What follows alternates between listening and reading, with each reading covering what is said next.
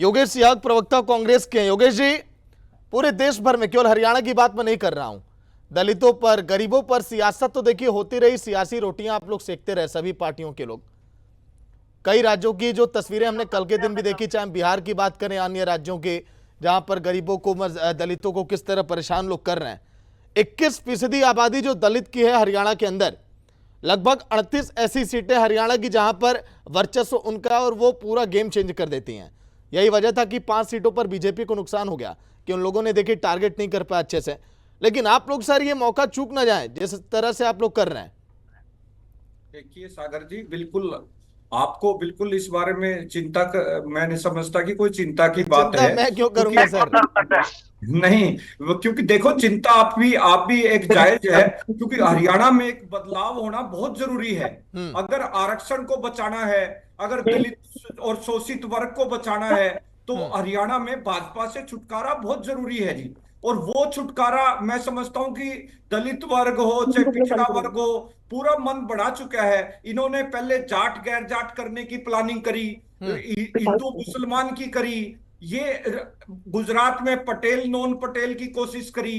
तो ये हर जगह जो भारतीय जनता पार्टी के है, धर्म और जाति का जहर इनका घोलना एक मुख्य मुद्दा है। आप देखिए, 3 दिन पहले मोदी जी आए हरियाणा में।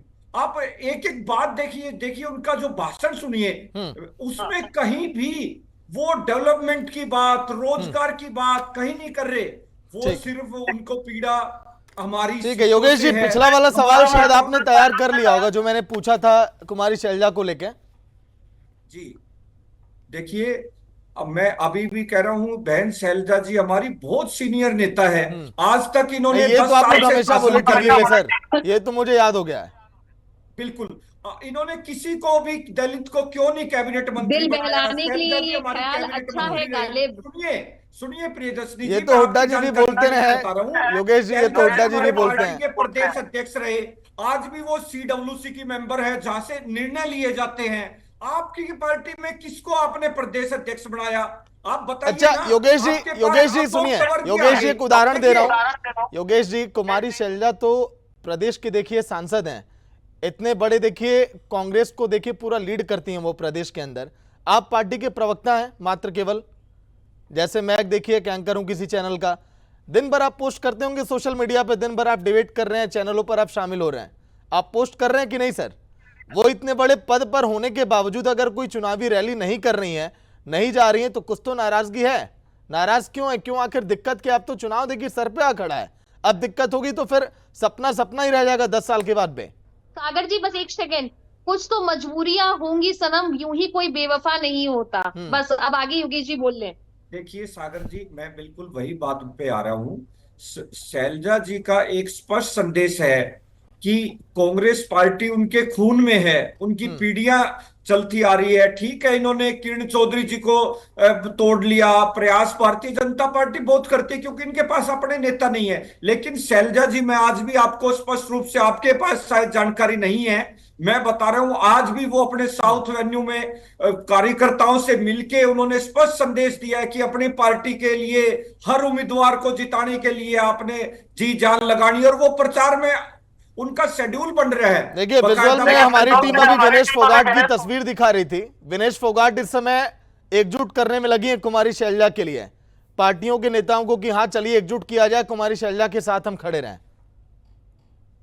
देखिए शैलजा जी का जब 90 उम्मीदवार मैदान में आ गए हैं, वो ना शैलजा जी के हैं ना हुड्डा साहब के हैं। वो उम्मीदवार हमारा जो हाथ का पंजा है, वो उम्मीदवार माननीय राहुल गांधी गांधी जी खड़गे साहब, जो हमारा बहुत बड़ा राष्ट्रीय दलित चेहरा है, किसान मजदूर कमेरा के प्रत्याशी, पार्टी के प्रत्याशी है, वो किसी गुट के प्रत्याशी नहीं है।